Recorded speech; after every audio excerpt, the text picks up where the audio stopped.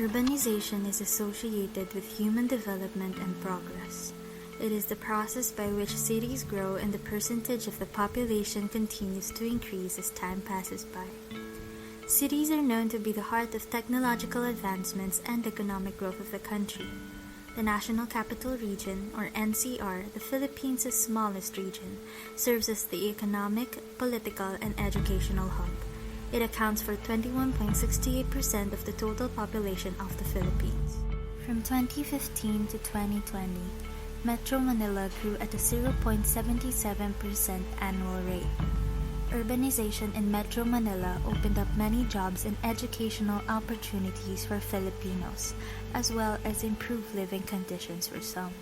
However, as a result of rapid urbanization, Metro Manila is confronted with multiple environmental issues.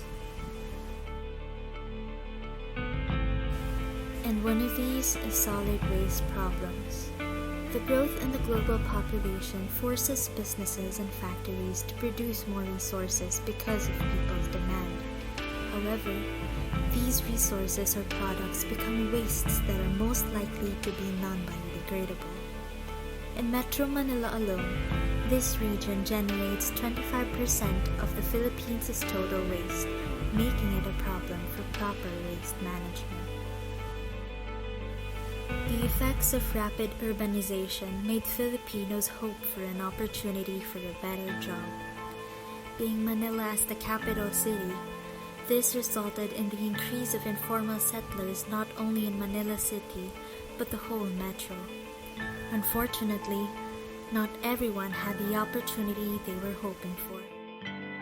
Many lived in different areas of different cities, and some settled and built their homes beside riverbanks and other bodies of water across the country. However, the increase of informal settlers living near the water caused a devastating effect not just on the environment but also on people's health.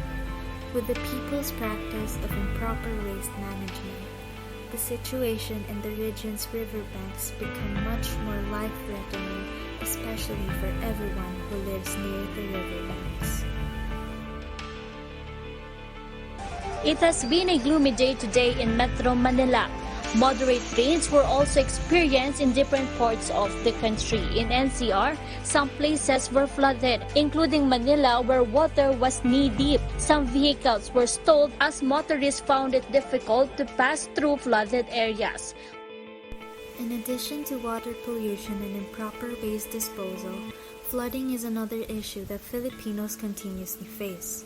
The overpopulation in many communities in the Philippines resulted in long-term consequences that people are unable to resolve. The rapid urbanization in Metro Manila led to the opening of establishments and an increase of vehicles that became the biggest factors in the increase in the emission of greenhouse gases from 1971 to 2020.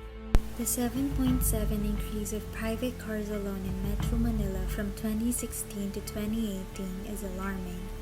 According to the DENR, 80% of our air pollution came from motor vehicles and 20% from stationary sources like factories and open burnings. In 2021, DENR reported that there is a substantial decrease in air pollution in Metro Manila by 59% compared to 2020. Despite being surrounded by bodies of water, the Philippines still faces a shortage of safe and clean water supplies for everyday use. As the country faces El Niño, the water level in our dams decreases in amount.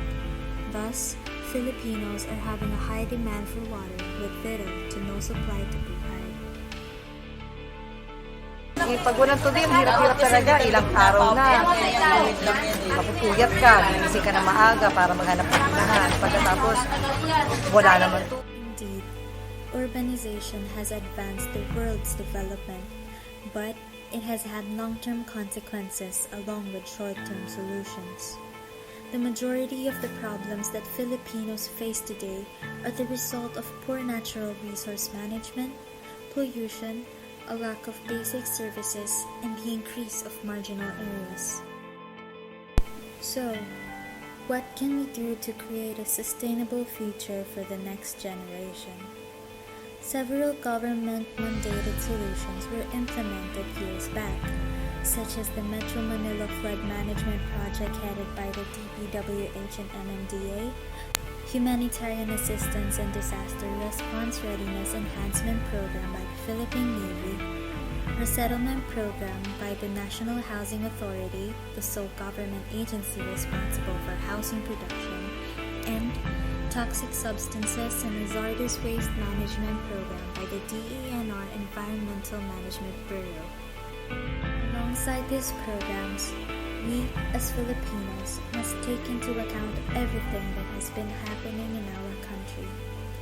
It is our sole responsibility to take care of our communities by making an initiative to create a sustainable community for all. So, what are the little things that we can do that make a big impact?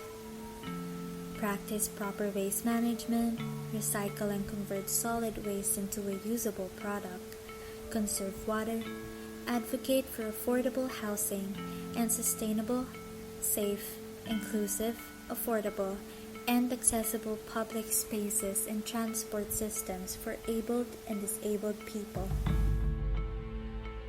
And together, let us be the change we want to see.